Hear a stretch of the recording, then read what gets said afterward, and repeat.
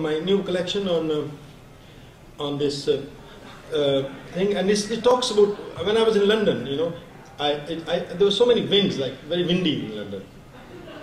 Winds are too much, and I felt that the winds were very important and they were very spiritual, and they were like shamanic winds. And also, my father left me, and he became one of the ascetics. He became one of the Naga. You know, those people who have ashes all over their body. And the whole idea is to torture the body, so that soul can be achieved.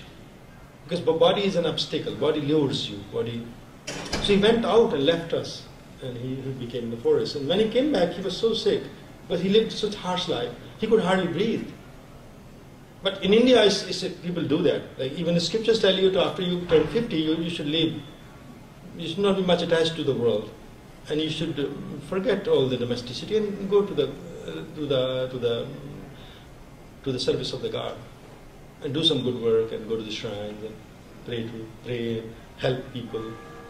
You know, we have 4 ashrams. When you are young, up to 25, you should be working hard. You should be studying and doing learning. After 25 to 40, you should be doing business and making enough money so that you can give others money. You can donate and you can be happy and you can help others.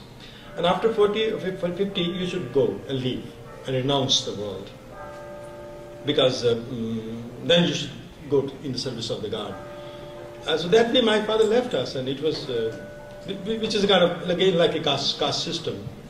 This poem I want to read is about, again, how I use travel experiences, and it's about colonial power that England has been, because we lived in colonial times, and I have this faint memory from my parents who in English were there. And when I went to London, I was so amused because in London is part and parcel of my lore. You know, my mother would say, "Why are you eating so quickly? Be slow. You think you're going to London?"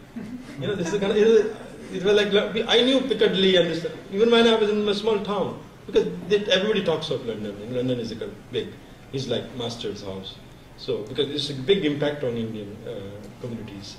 So, we worship, everybody wants to be like English people. So, it's very, and that's why now we have a big community, big manpower that is very educated and they speak English as compared to China. We have a huge network of trains and industries and a lot of doctors and engineers, and they make big in America or Europe or England. This poem they called Wind. On this island, wind wakes me from a lifetime sleep. Wind, wind. Wind shakes me off my balance, rattling empires, python poise that for decades I had taken for granted. What is it, I ask? A song of the living waters?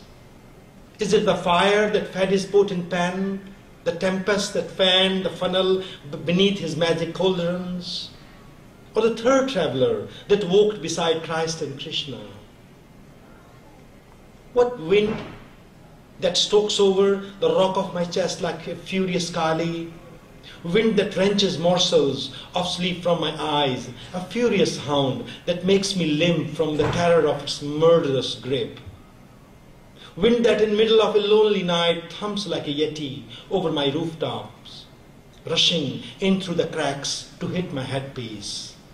A gale that turns brutal and screams and rakes the skeletons of history. A rainstorm that lunges at the pillaged museums of an apologetic sky. A brutal sexist that strips everything bare.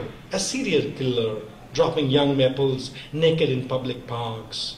Wind, wind, wind. What is it, I ask? Is it a demon? Some General Dyer's ruthless eyes? Or is it the power wind that visits the mighty island where sun never sets? Or a singing Sufi saint, begotten like my own father, of a divine frenzy, dancing like his master and the maker?